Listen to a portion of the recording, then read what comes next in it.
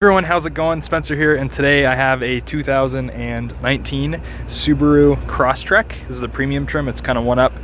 So I want to show you a couple of the features, go over some of the specs, things like that, kind of give you some of my thoughts on what I think so far, and go ahead and show you the car. So I guess you could say it's a review in sorts. If you have any questions or comments, please let me know down below.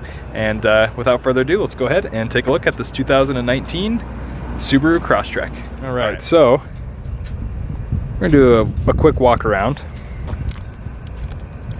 on the 2019 Subaru Crosstrek. This one's white with a gray and black interior, and it's got the orange stitching, which is pretty standard on this.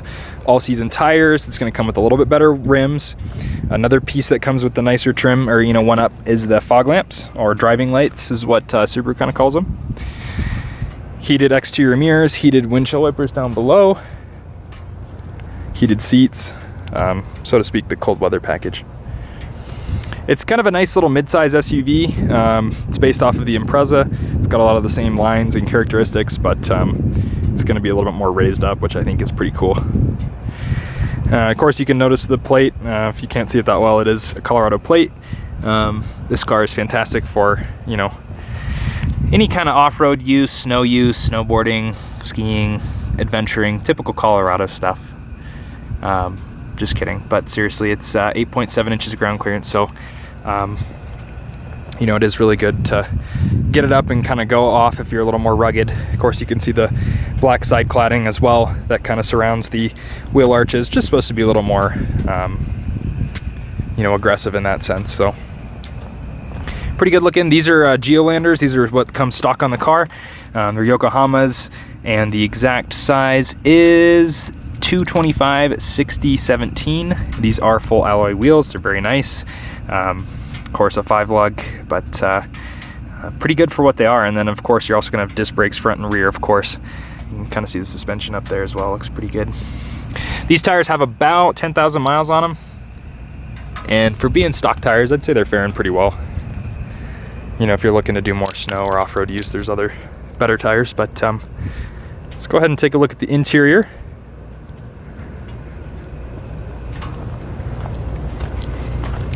No wireless key, wireless key fob entry in that sense. You will have the key that, locks and unlocks like this, but there's no, physical push to start or lock and unlock by just tapping the handles. You have to go up to the limited for that. So something to keep in mind. But you do also get the leather wrap steering wheel, automatic lights. The trim's kind of cool in here too. It looks kind of like a carbon fiber look-alike. You do have 2 front auto windows up and down. Of course, all your power locks, mirrors, things like that. The seat's pretty good as well. Decent bolstering. It is going to be a cloth seat, and it's got a pretty good kind of cushion to it, both bottom and back cushion. And then these are nice with the bolsters. Just kind of holds you in the seat a little bit better. They do have all the manual adjustments down below. Gas cap. This one also comes with the floor liners, all-weather floor liners. Kind of a nice feature. Much better center stack. This is kind of what Subaru's been going to, in most of their cars. So, of course, this car's no exception. So I go ahead and start it up. Of course, like I said, it's just the key. Kind of does that cool sweeping, system check, so to speak. And you can see this one has just under 10,000 miles on it. Gets around 30 miles per gallon or so, which is very nice. Automatic headlights, the driving lights, like I was saying. All your information for the screen, which is now up top there. And then you also have this kind of center stack, which is standard. This is a smaller screen, and then you can go up to the bigger screen, going to like a limited or a nicer trim, and it'll get you a little bit more. It should get you like navigation as well, but this particular one does have CarPlay standard. I believe all Subarus are standard with that now, and the controls are very easy to use. You just hit home, you plug in your phone, and you tap CarPlay, which I'll show momentarily. Radio is pretty good. It comes with Sirius XM, AM, FM, everything like that. There are some apps on here too that you can Take a closer look at my Subaru. Again, CarPlay, Android Auto, Pandora is linked into the car, which is pretty nice. My Subaru, if you have the app, you can also do roadside assistance. You can make an appointment, things like that. Radio, media, I mean, everything you can really think of. This car is pretty teched out for what it is. Let's go ahead and turn the headlights on so you can get a closer look at those. And then we'll also take a look underneath the engine bay so you can get a quick glance at that. You have your normal driving or normal headlights there, high beams, and then these are more or less the driving lights or fog lamps down below, and then turn signal on the side there. They're decent for what they are. They are, you know, it's kind of a standard halogen bulb, but pretty good. A boxer 4-cylinder. Off the top of my head, I don't know the exact ballpark at around 150 horsepower, and I'll update it down below in the comments. But it's okay for what it is. You're definitely not going to be winning any races, so to speak, but you know, the throttle tip in is pretty good. And we'll discuss a little bit more about that when we drive here. Go ahead and cut those off. Turn this guy off.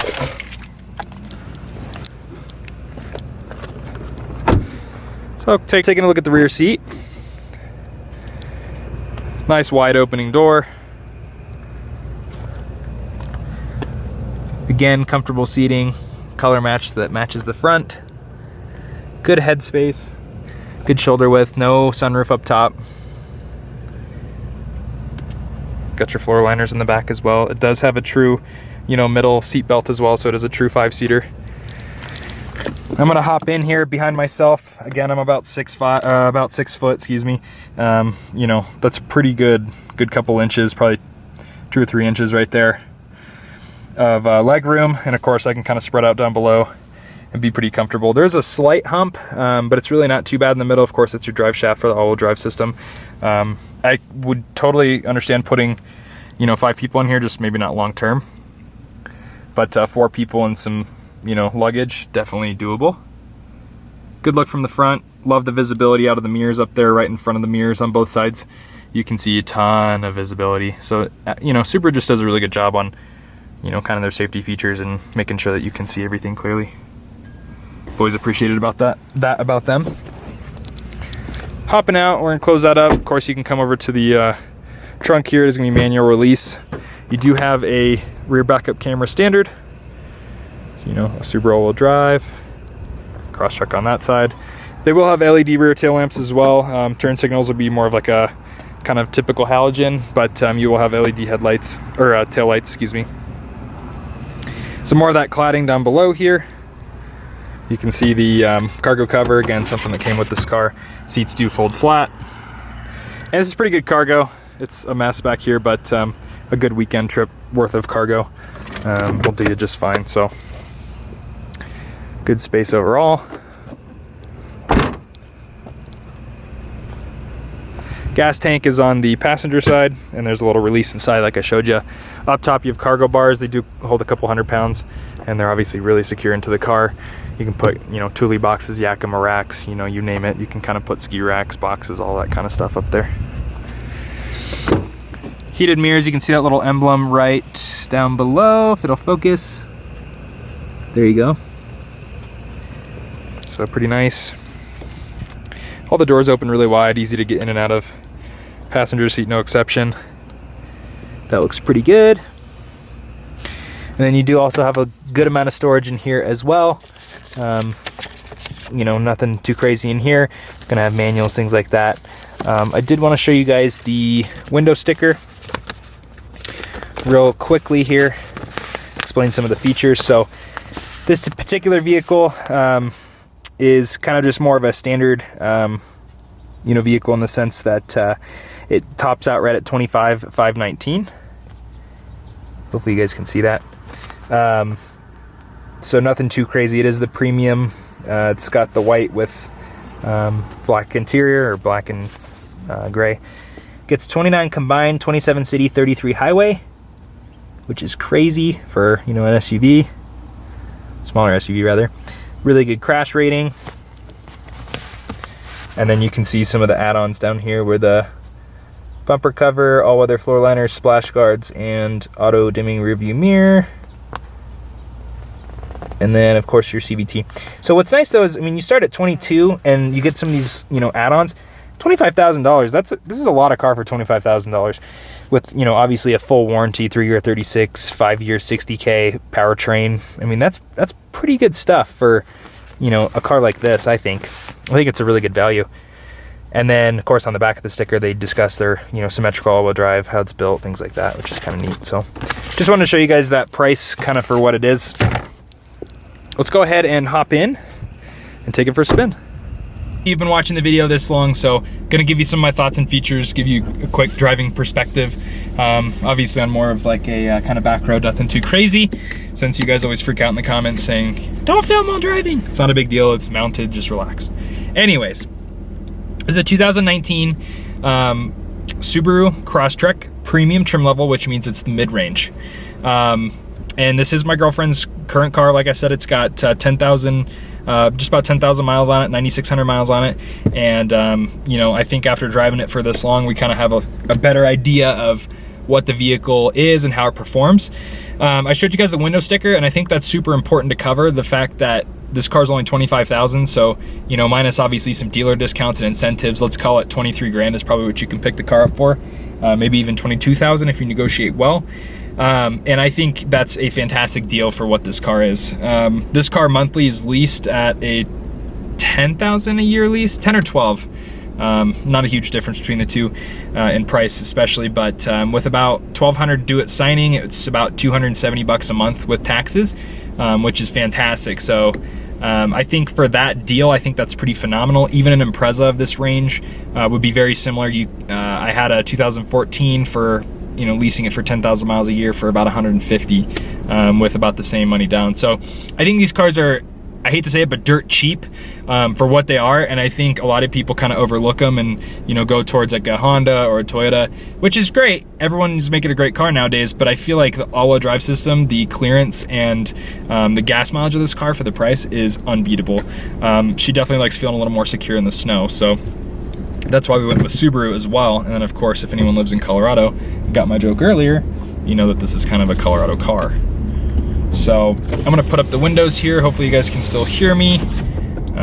It's a little hot today. It's about 90 degrees here in Colorado, so nice and warm. But yeah, big thing I wanted to touch on too, kind of like I was mentioning, I'm gonna hold on to you guys while we go down here. I had a 2014 Subaru Impreza. It was a base car, so it was one trim level down from this. It was right at about 17 or 18 grand is what I paid for it back in the day. And I just couldn't even believe that that car was worth that much money because it was such a piece of junk. I mean, things were falling apart. There was paint peeling off the hood. You know, you would take it into the shop every couple weeks because it was losing oil. They were notorious for kind of seeping oil through multiple spots, let alone I believe it was head gaskets on that particular one. But there's just so many things, and I'm like, this is a brand new car, and this was only about a year into ownership, and I was so frustrated. You know, I was like, you know what, I'm done. After that lease, I turned it in and said, you know, I'm good. I don't want another car from you guys for, you know, really ever, until I kind of re-explored them a few years later. And we ended up getting her this car, and this car is fantastic. I think they've really turn their brand around. And something that I love about Subaru, they send out a ton of surveys and reviews, and they basically judge how they're going to build the car off of customer satisfaction and customer input.